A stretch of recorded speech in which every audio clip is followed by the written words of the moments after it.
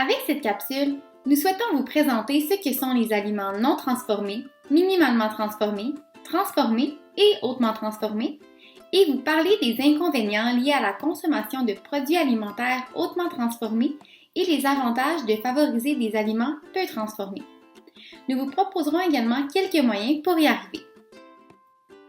Bien que dans certains cas, la transformation alimentaire puisse être bénéfique, plusieurs produits hautement transformés peuvent avoir un impact indésirable sur la santé puisqu'ils contiennent de grandes quantités de sucre ajouté, de sodium et de gras saturés. Pour en apprendre davantage sur les différents types de gras, nous vous invitons à visionner la capsule 9. Mais avant d'aller plus loin, précisons que lorsque nous parlons de sodium, nous faisons référence à un nutriment contenu principalement dans le sel de table et bien d'autres aliments salés. Il peut être présent naturellement dans les aliments, comme c'est le cas pour le sel de table, ou encore ajouté pour donner du goût, préserver les aliments, ou encore maintenir la texture. Ainsi, le terme sodium sera utilisé dans cette capsule et les suivantes pour faire référence à tout ce qui est salé. À l'inverse des produits hautement transformés, les aliments peu ou pas transformés contiennent plus de nutriments essentiels à la grossesse. Ainsi, en consommant régulièrement ces aliments, vous serez plus susceptible de combler vos besoins et ceux de votre bébé. Débutons avec les aliments non transformés, c'est-à-dire ceux n'ayant subi aucune transformation. Les fruits et les légumes frais, les œufs, les viandes, la volaille, le poisson, les fruits de mer, les noix et les graines et l'eau font partie de cette catégorie. Il ne faut donc pas se gêner à les intégrer à tous vos repas à toutes les sauces. Quand les aliments ne sont pas transformés, vous pouvez alors choisir vous-même la façon dont vous souhaitez les apprêter selon vos propres goûts. Il s'agit d'ailleurs d'une alternative plus économique aux aliments hautement transformés déjà préparés. Maintenant, posons-nous la question suivante. Qu'est-ce qu'un aliment transformé? Il s'agit d'un aliment qui a subi une transformation de sorte qu'il ne se retrouvera plus dans sa forme brute ou fraîche. Il existe trois types d'appellations. Les aliments minimalement transformés, les aliments transformés et les aliments hautement transformés. Dans les prochaines minutes, nous détaillerons ensemble chacune de ces catégories d'aliments. Débutons avec les aliments minimalement transformés.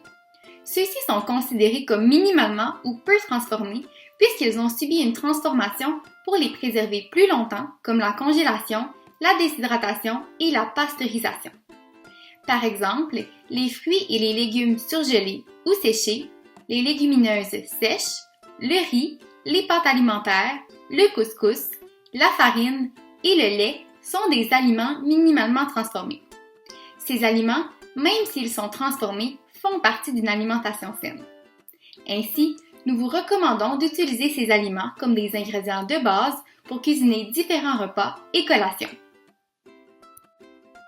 Qu'en est-il des aliments transformés? Ce sont des aliments fabriqués à partir d'aliments frais ou d'aliments minimalement transformés auxquels ont été ajoutés des ingrédients de base comme du sucre, de l'huile, du sel ou autres. Voici quelques exemples. Les conserves de légumes, de fruits, de légumineuses, de poissons, les pains frais, les fromages, les noix et les graines salées ou sucrées et les beurres de noix. Ainsi, les aliments qui ont subi des changements pour améliorer leur conservation, notamment par la mise en conserve, font également partie de cette catégorie. Passons maintenant aux aliments hautement transformés. Quels sont-ils?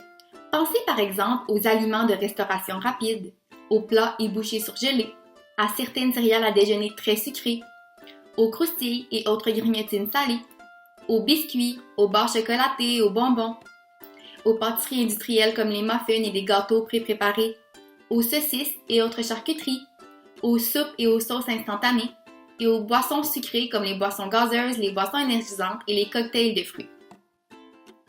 Mais comment reconnaître ces produits alimentaires? D'abord, en fonction de leur emplacement à l'épicerie. Ceux-ci sont souvent situés dans les allées du centre et dans les congélateurs.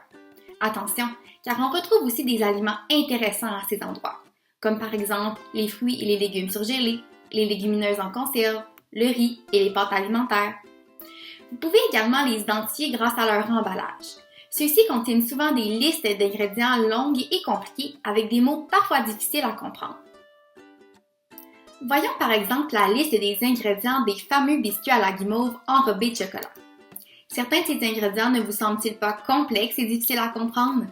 Ce sont en effet des additifs alimentaires ajoutés par l'industrie.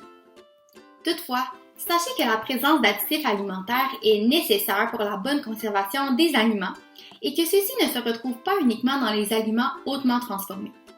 En effet, certains aliments minimalement transformés comme la farine ou certains aliments transformés comme le beurre d'arachide, le pain et les fruits et légumes en conserve peuvent aussi contenir certains additifs alimentaires pour améliorer leur conservation, leur texture ou leur apparence par exemple.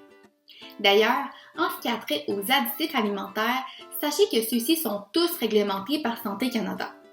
Ceux utilisés sur le marché ne présentent donc aucun risque de toxicité, même pendant la grossesse. Par contre, de manière générale, plus la liste des ingrédients est longue, plus le produit alimentaire en question est susceptible d'être hautement transformé. Ces aliments sont également caractérisés par le fait qu'ils sont habituellement plus riches en sucre ajouté, en sodium et en gras saturés, raisons pour lesquelles il est recommandé de les consommer à l'occasion et en plus petite quantité. À l'inverse, une liste des ingrédients courte est dans la plupart des cas un bon indicateur de la qualité du produit. Le tableau de la valeur nutritive peut aussi vous aider à reconnaître les aliments hautement transformés. Tels que mentionnés précédemment, ceux-ci ont généralement des teneurs élevées en matières grasses, en sodium et en sucre, ainsi qu'une faible teneur en fibres et autres nutriments essentiels à la grossesse. Pour en apprendre davantage sur le sujet, nous vous référons à la capsule 10.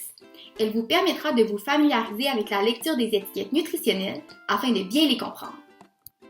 Pour résumer, voyons ensemble comment un aliment non transformé peut être modifié par l'industrie alimentaire jusqu'à en faire un aliment hautement transformé.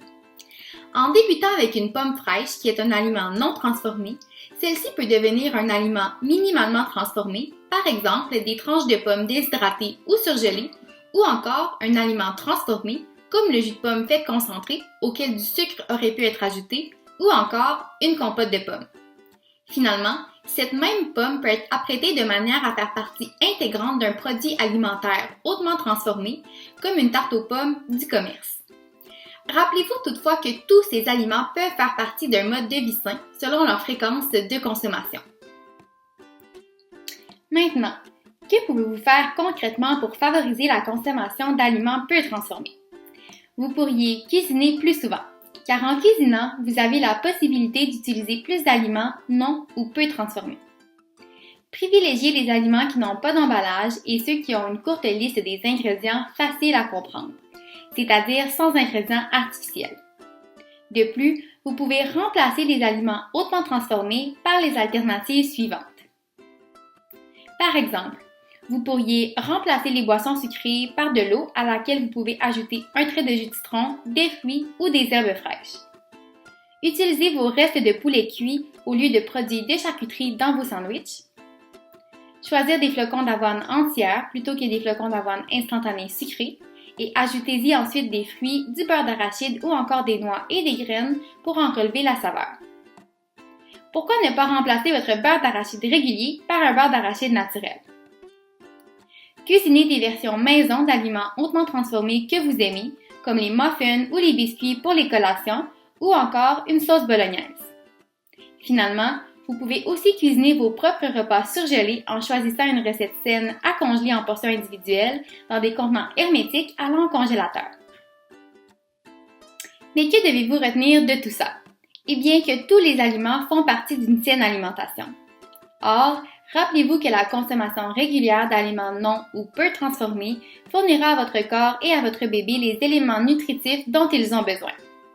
Quant aux aliments hautement transformés, il est tout à fait normal d'en consommer à l'occasion et pour se faire plaisir.